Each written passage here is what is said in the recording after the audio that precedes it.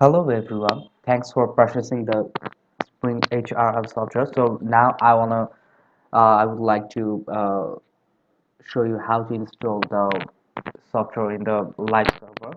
So you definitely go to the your online server like the cPanel or anything else. So at first you need to create your database. So I'm now going in the MySQL database wizard, and from here you definitely create a database name. So I am doing in here HRM test and copy this, and the next step, so you should create a username, and I'm doing the same, and the password is definitely the same, and 1 2 3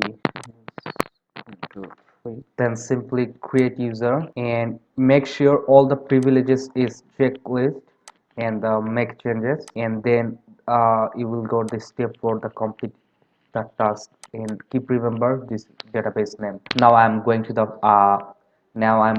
file manager, and make sure what you want to keep this file. So I want to serve this domain.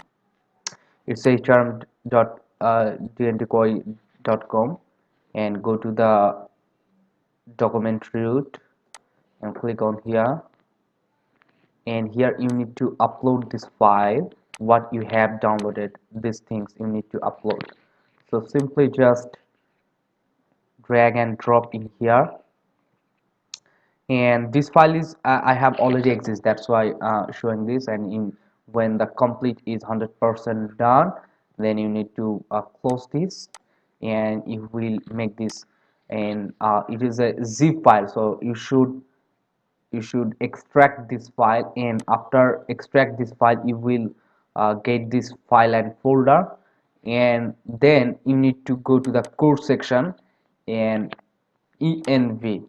So putting this in env file, you need to go to the database which you have been making.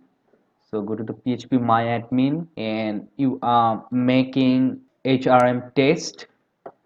Click on here, and just simply just go and drag this and drop in here, and when it's done click on this, and yes, it's boom, it's done.